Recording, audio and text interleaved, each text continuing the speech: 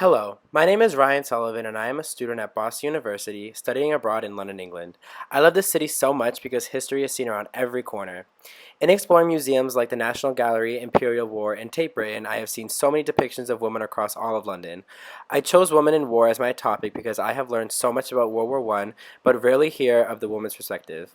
Also, coming from a family of women, I have been told of struggles my mother and grandmothers have faced as women in male-dominated workforces.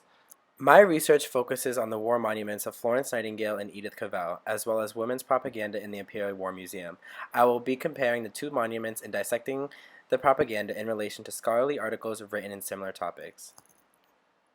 Here we see a statue of Florence Nightingale, a nurse during the Crimean War. She was an advocate for better public programs to help those in need and was a symbol of feminism both in her day and now. Her statue was placed in the Center Island on Pall Mall in central London.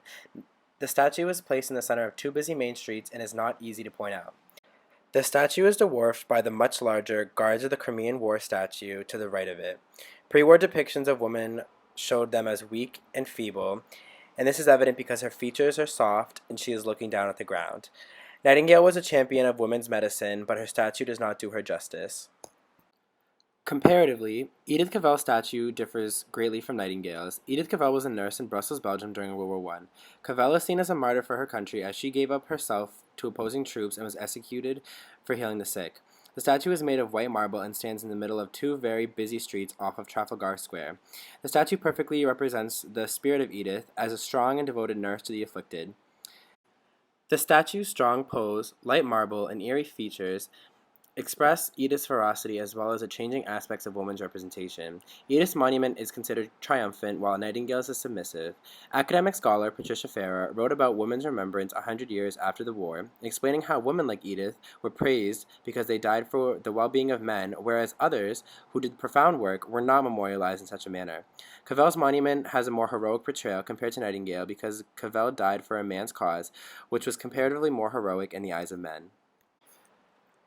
Here is a poster from Britain recruiting women to work in the war.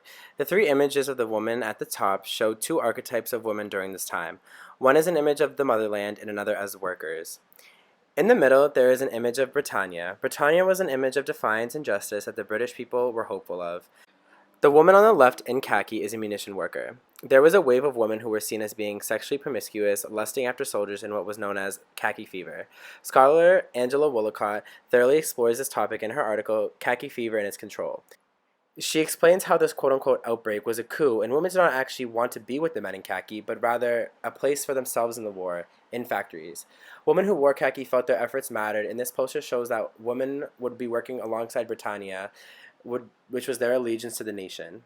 This artifact gives women a place in the war, which was not typically seen throughout other propaganda. Here we see a poster about the sinking of the USS Lusitania. The Lusitania is represented as a woman with a child. The woman is a symbol of America so that the US soldiers would feel sympathy and initiative to join the war. In Joe Fox's article, she explains how women were portrayed as victims of violence to show the viciousness of the opposing side.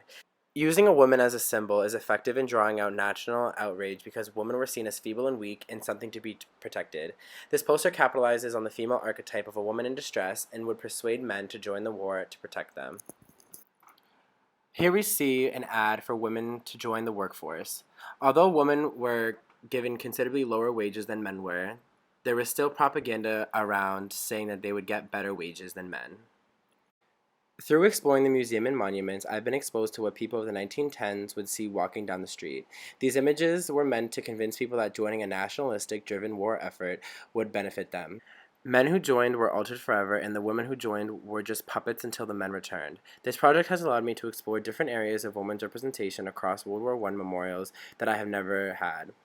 Now I understand where women stood in the war effort and why the experiences are so important to know for today's society.